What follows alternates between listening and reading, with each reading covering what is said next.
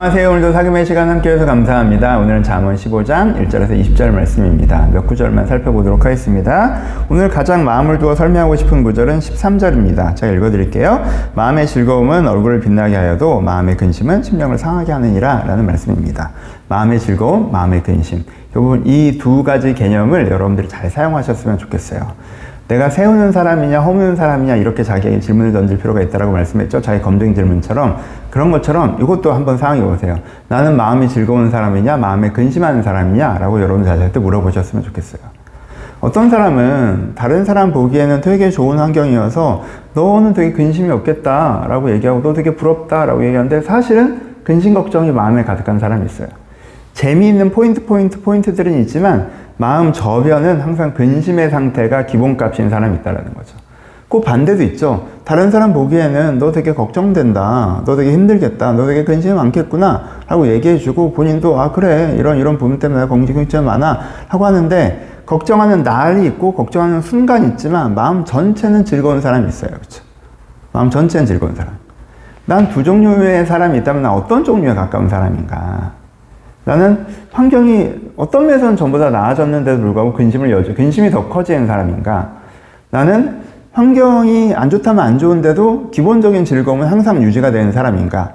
라고 여러분들이 한번 돌아보시고 이런 사람이 돼야 된다라는 부분들을 짚어보셨으면 좋겠어요. 여러분, 우리의 마음의 근심과 걱정은 환경과 어느 정도 연동됩니다. 아시죠? 그쵸? 그건 자연스러운 거예요. 그래서 보통은 환경이 어려우면 근심 많아지고요. 환경이 좋아지면 근심이 없어져요. 그 기본값을 흔드는 게 아니에요. 그런데 그 사람의 삶의 태도, 내면의 태도에 따라서 환경과 상관없이 환경이 좋은데도 근심이 많고 환경이 안 좋으면 근심이 두세 배로 늘어나고 그쵸?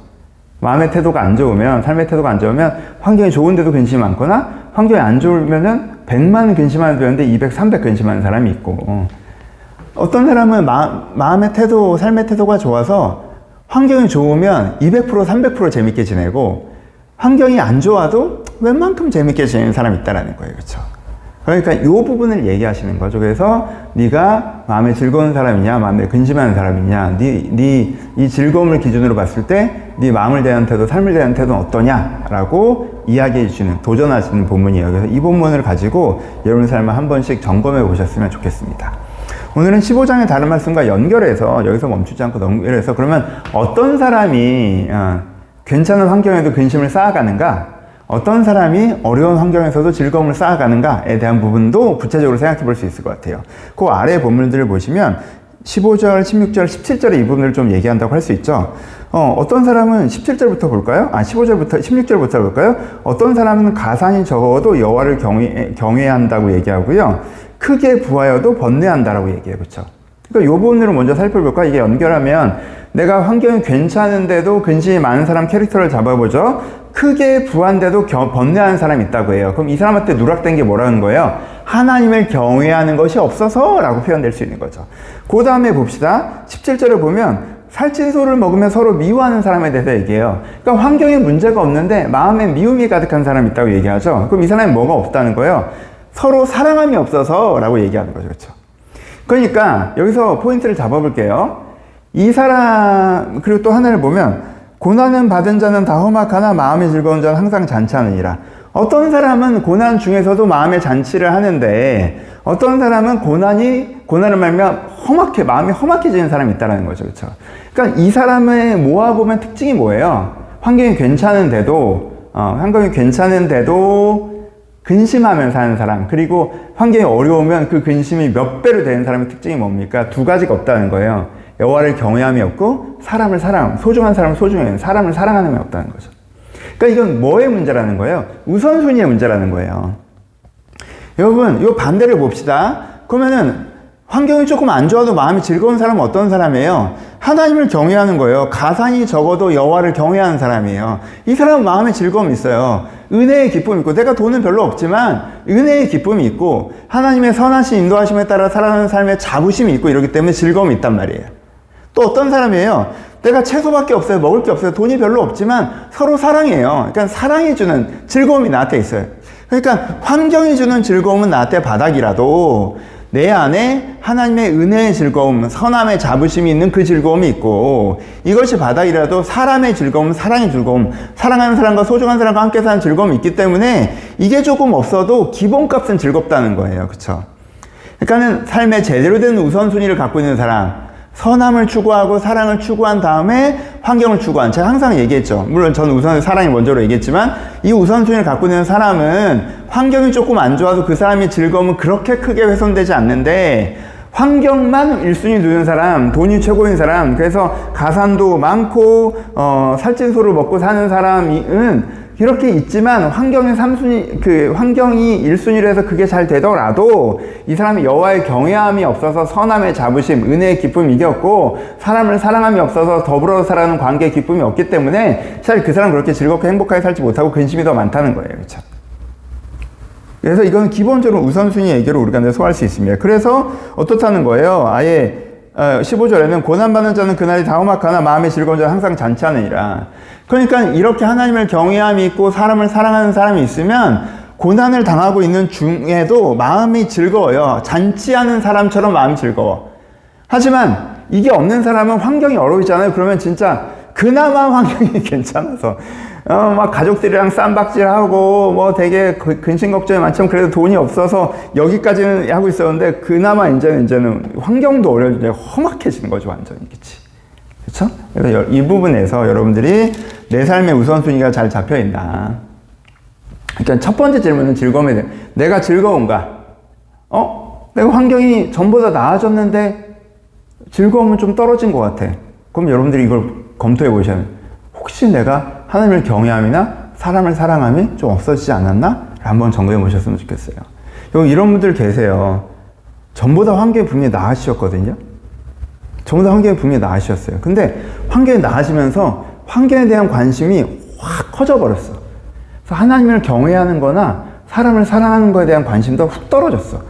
그래서 전보다 이 관심이 훅 많이. 근데 전보다 그런데 되게 근심도 많고 고민도 많고 행복하지 않아. 내가 볼 때 옆에서 온갖 전보다 환경이 나아졌는데도. 근데 그래서 생각이 어떻게 하는 줄 알아요? 환경이 더 나아지면 행복할 것처럼 가서 막 이로 쭉쭉쭉 빠져들어가는 분들이 계세요. 어리석은 거예요. 그렇다면 오늘 본문을 보시면서 삶의 우선순위를 다시 점검하시고, 환경이, 돈이 내 인생에 너무 중요해지지 않게, 그만큼만 중요하게 더 중요한 것들을 마음에 품고, 여러분 어려운 환경 속에서라도 이 즐거움이 여러분 안에 풍성하게 넘치는 삶을 살아가셨으면 좋겠고, 혹시 좋은 환경이라면 이 좋음을 잘 누리시되 여기에 너무 쏠리지 마시고, 이게 주는 즐거움이 그럼에도 더 크니까 이것도 여전히 더 잘 누리시는 여러분들이 되셨으면 좋겠습니다. 한 가지만 더 얘기하면, 이 15장에서 가장 많이 얘기하고 있는 건 말에 대한 거예요. 그래서 이 부분도 이제 반복되는 얘기여서 하지만 스노볼이니까 다뤄보셨으면 좋겠어요.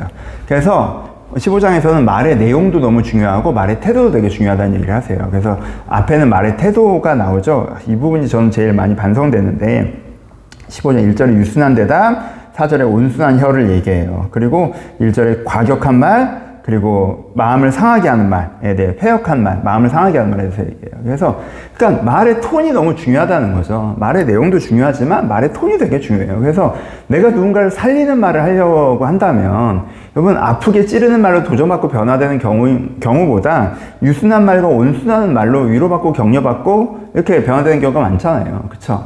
그래서 좋은 내용, 이 사람 마음이 조금 지적하는 내용이라 할지라도 유순하고 온순하게 말할 때 더 잘 전달되는 부분도 있잖아요. 그래서 말의 톤이 되게 중요하다. 물론 이렇게 찌르는 말을 할 때도 필요하지만, 예수님도 찌르는 말을 할 때가 많이 계시니까 이게 무조건 틀렸다는 건 아니고 항상 그런데 이렇게 말하라는 뜻은 아닌데, 기본값으로 해서 어떤 말들이 더 많아야 되냐고 할 때는 이게 8대2 정도로 더 많아야 된다라고 생각해요. 그러니까 그분들 한번 묵상해 보셨으면 좋겠고, 제일 문제죠.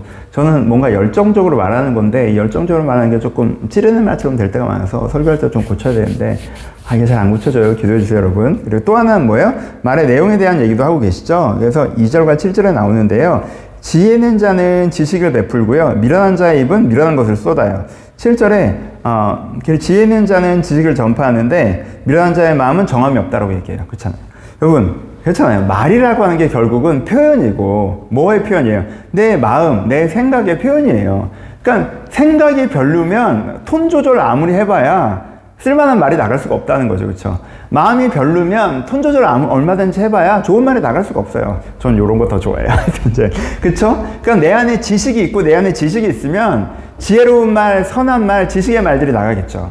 그러니까 내 마음에 정한이 없어요. 나도 잘 모르겠어. 내가 미련한 생각을 갖고 있어. 그럼 미련한 말을 쏟아낼 뿐이라는 거예요. 그래서 말을 가꿀 때는 말의 톤을 가꾸는 것도 중요하지만 그 이상 말의 내용, 내 안에 진짜 지식이 있는가, 내 안에 진짜 선함이 있는가, 내가 미련한 생각, 나도 잘 모르겠는데 막 말하지 말고 말의 내용을 바꾸는 거 중요하다는 것도 묵상해 보셨으면 좋겠습니다. 그 외에도 여러 좋은 구절들이 있죠. 마음에 와닿는 구절 깊이 묵상해 보셨으면 좋겠습니다. 감사합니다.